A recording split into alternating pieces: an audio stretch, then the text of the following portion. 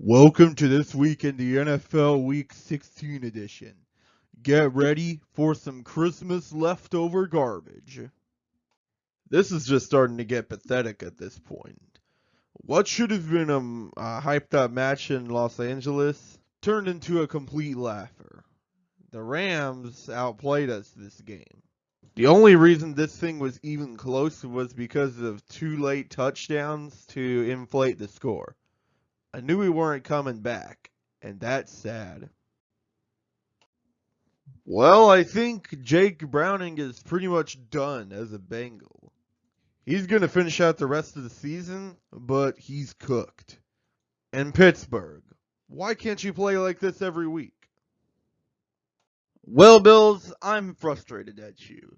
You should have blown out a backup quarterback-led team that was already eliminated from the playoffs as a preseason Super Bowl favorite. But no, you had to make this close for ratings. I wouldn't be surprised if every upstate New Yorker was either calling for McDermott's firing or a massive conspiracy theorist on the NFL driving up their product for ratings. You shouldn't be anywhere near the playoffs, but instead, you control your own destiny to the playoffs with a Patriots team coming up next. Watch this team make a fluke deep run. And this season for the Los Angeles Chargers has been officially declared a failure. At least Brandon Staley's gone, right? Los Angeles Chargers eliminated. Justin Herbert overrated. The Browns are fun Super Bowl contenders. Never thought I'd say that sentence in my life. In fact, the only reason the score looks semi-close is because the Texans scored two late touchdowns to make the score look better, just like the Saints did. In one of the best games of the whole year and a battle for playoff spots and chances, Detroit came out on top. Let's be real. The only reason that Minnesota is anywhere close to a playoff spot is because of their head coaching. And I applaud them for that. Too bad you might be knocked out of the playoffs completely with this one. Congratulations to the Detroit Lions for clinching their first NFC North title since the Tampa Bay Buccaneers were in their division. It's all good, Detroit. Nothing can hurt you now. Well, the Packers lead the Panthers 30-16 midway through the fourth quarter. This should be game, right? Wrong. Carolina scores 2 touchdowns in 3 minutes, and the Packers need a hero. And they get one. Love leads a clutch drive down the field for the Packers, and they kick the game-winning field goal to somehow keep their playoff hopes alive. Giving up 30 to the Panthers is completely unacceptable, however. Something needs to be done about that defense, and fast. Come on, step right up to the toilet bowl of the week. Don't worry, folks, I wasn't gone. I was just trying to find a new trophy after the old one died from so much crap. Well, anyway, it looks like the Jets have already built a commanding 27-7 lead over the Washington Commanders. Ironic, I know. It would take a massive choke to blow this. Well, I guess that's why they call it the toilet bowl of the week. Because anything can happen. Oh, and would you look at that? The Jets won anyway, so I guess it didn't matter. Get flushed, Washington.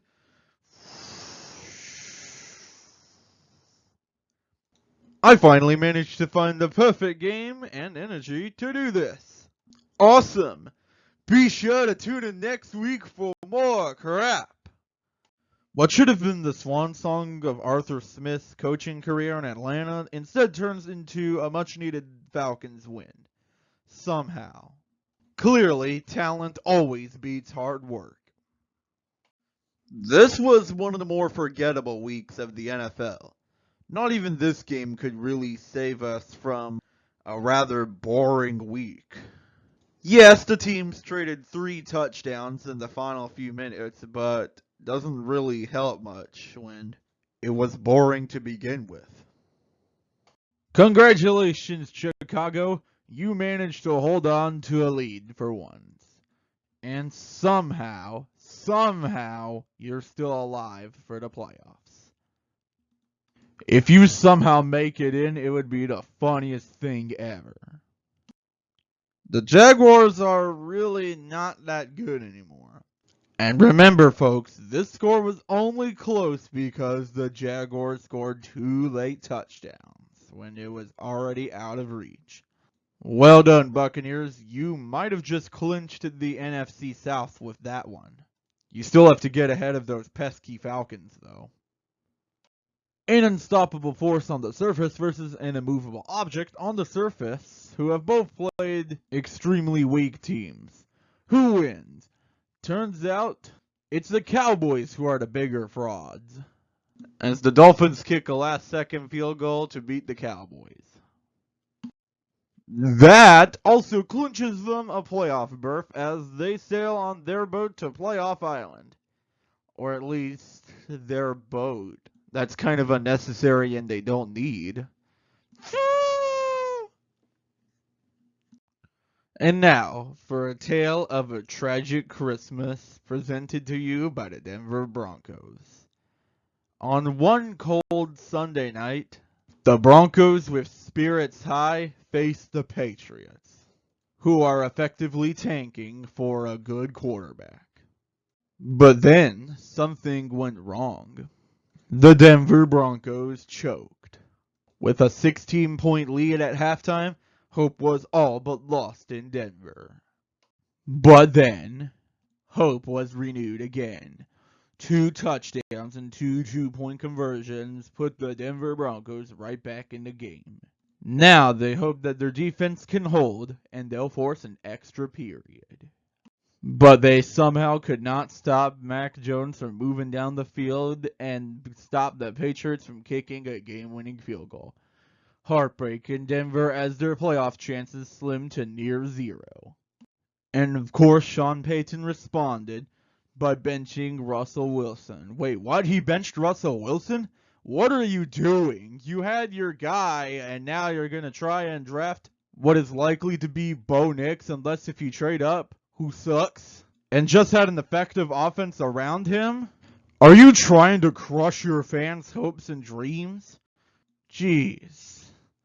Well, anyway, hope in Denver is now lost unless if something drastically changes. And thus ends the tragic tale of the Denver Broncos. Broncos country, let's cry. Wait a minute. The Chiefs aren't invincible? They made sloppy mistakes to lose the game? And Taylor Swift was in attendance? Seriously? Oh my gosh. The Raiders are going to win the AFC West. Don't tell me it's near impossible, because they'll find a way somehow. I just know it. Man, the Eagles have been squeaking by every opponent this season so far. Except, of course, when they lost. They were kind of doing so last year, too, but no one really noticed that. Remember when the Giants were one of the most promising teams in the league last year? Well, now they're not. New York Giants eliminated. Still the second best team in New York. Wait a minute. Someone actually beat the 49ers when they were healthy? Oh no. It's Baltimore's Super Bowl to lose. Again. Ugh. Someone grab a Tennessee-like team and take them out of the first round again, will ya? Somehow Buffalo has a legitimate shot for the AFC East title. Somehow. If they can make it through the Patriots and the Dolphins lose to the Ravens on the road, then it'll be Buffalo versus Miami in Week 18 in Florida for all the marbles. Must-watch television. Well, Lamar Jackson has basically guaranteed himself the MVP award. Unless, of course, his team crumbles and falls apart the last 2 games. And the Browns miraculously win the next 2 games against the Jets and Bengals. It could happen. One of the Colts or Texans could have leapfrogged the Jags, and the Jags could have solidified themselves for the AFC South crown, but all of them failed. And even the Titans lost. It was an incredibly bad week to be an AFC South fan. If the Raiders manage to win the AFC West, I will laugh hysterically. I mean, no way in a million years does it happen, but if it does, the internet will be broken in two. Thanks to the Cowboys choking again, the Eagles have retaken their spot at the top of the fraud division. Doesn't mean much, but hey, it's something. So the Lions finally win the NFC North. Good job. I'm proud of you boys. I should clap for you. Thanks to 4 straight wins, the Buccaneers now lead the NFC South and will win it unless if anything crazy happens. The fight for second place in the NFC South is actually much more interesting. But let's be real, no one cares for sloppy seconds. The Rams and Seahawks got a huge leg up in their race to the postseason. Meanwhile, the 49ers actually took a step back for once after losing to the Ravens. For their first loss, they can't blame on injuries. Alright, cue the outro. Thanks for watching, guys. Be sure to like, subscribe, comment, share, ring the bell, and don't forget about John 3:16.